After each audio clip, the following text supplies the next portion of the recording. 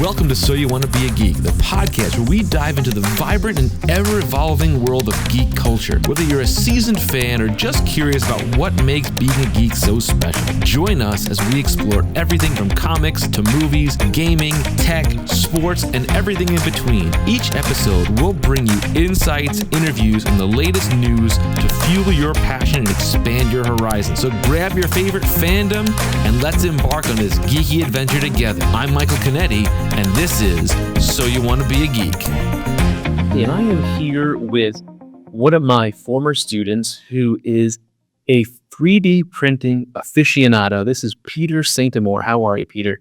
I'm good. The first question I have is, how did you get into wanting to even start 3D printing stuff? Yeah, so it was actually kind of an accident. I've kind of been a bake maker for my whole life, mostly stuff out of cardboard, anything I could get my hands on. And I had some experience in engineering from robotics, but I really kind of put that part of me aside when I went into college because I wanted to do film. Mm-hmm. And part of film was like, I really wanted to open up my horizons by doing 3D visual effects. And I learned the software called Blender, and I took a couple years getting really like fluent in that. Mm-hmm. And I was looking around for jobs in that right as I was going into college, and I found a design job for a university that had some grad projects that needed like a dedicated 3D modeler for.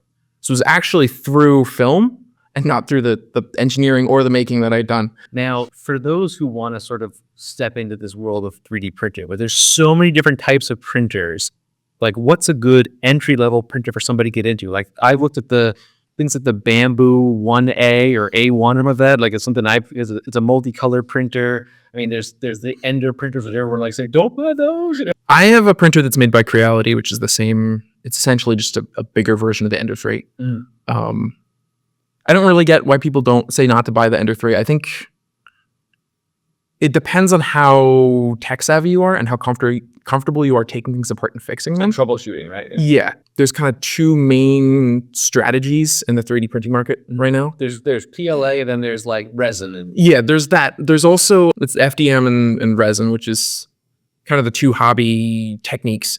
But when it comes to specifically FDM printing, there's kind of two schools of thought with the companies. The first is we're going to make things for the engineers, for the makers, for the people that are comfortable taking everything apart. I can take my entire 3D printer apart with an Allen key and put it back together. And that's a really awesome thing because it's easier to troubleshoot than a normal printer, which is ridiculous. But the second side of that is the other mindset, which is something that's much more recent because the technology is getting better, is we're going to make 3D printers for people that don't necessarily have an engineering background, that just want to print. I would group, so that's like the Bamboo Lab stuff, the high-end printers. You're spending a lot more on those typically. I buy a lot of stuff secondhand, so I don't really deal with like new prices, but I'd rather buy something I can fix. That being said, I've heard a lot of great things about the Bamboo. I think it really depends on if you are willing to be a tinkerer versus somebody who is more like, I just want to go on Thingiverse, download something and print it to make a product out of it, kind of. And don't get me wrong, you can do that with the other things. I think a lot of the negativity towards the Ender line of printers is because they really haven't changed. Mm. They were kind of the first consumer printer that did a good job at a reasonable price. Do you mostly do like PLA stuff, or do you have a resin printer as well, or you? I started out in my dorm. Not the best idea, but also if you like making stuff and you have to choose one tool, you could do worse than a 3D printer. So I did a lot of research into what materials are toxic because I'm sleeping in the same room that this thing's running in. A lot of the older materials, a lot of the stuff that was like coming out right at the beginning, like ABS. ABS apparently has some not great fumes. Yeah. So I looked into it and I found there were like, specifically I was printing in PLA is the, it was actually PLA Plus, which they just add extra stuff in there. Mm. It was cheapest. PLA is great to work in because it's rigid, it's strong, it's just a good medium, and it it took a little bit for the 3D printing market to find it, but once it did, it kind of took over, and there's a reason for that. Yeah. And then other than that, if I didn't need a specific thing, I just stuck with that, and I just bought it in bulk. So I did also printed in TPU, which is like a food grade. It's higher temperature, a little bit more difficult to work with, but the rigidity of the project at the end it's a bit tougher. Okay. And then the temperature is higher, so it's unlikely to warp in the heat. Versus I've had PLA, like I printed a guitar / ukulele out of where the main sound box for it was PLA, and I took it on a canoe trip.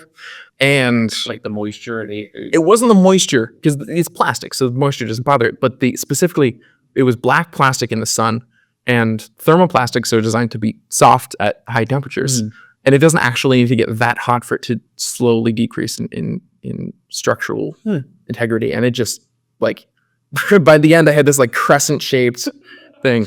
So it's known to warp because it's supposed to be at the low temperature. right. The only other material. Notice like some PLA material, like especially like a clear, over time will begin to yellow if you don't get good quality stuff over time. Sometimes. Yeah, I haven't really had that. I have some stuff that's kind of old, but like It's like the print, and sometimes it's yellow now. It's weird. I think the only other material that I've printed in is TPU. Okay. Which is a fun one because it prints flexible. Oh, that's cool. It's a pain to work with though, because how FDL printers work is just because you've some experience in 3D printing.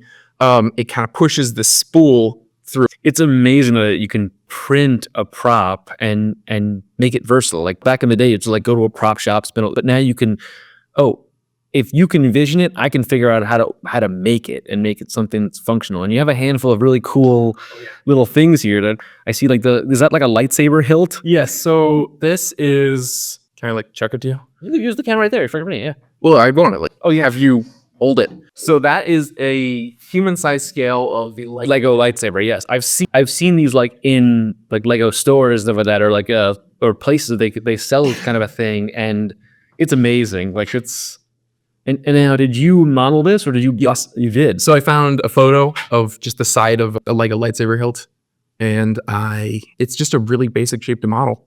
The geometry on that's really simple. It's rotationally symmetrical. It's just a ton of loops. Now, one of the biggest things people run into is, I printed something, but now like I got what's your sanding process or painting and all that kind of stuff? Did you have like a whole room of like different paints and sprays and stuff like that you do for certain, like for the knife, you had to give it a color and stuff like that? For the prop knives that I did, because they were close up on camera, there was a lot of sanding involved. But for that, it was pretty basic because the handle was the same color. I print a lot in black just because I like the texture. I like it's a nice universal color.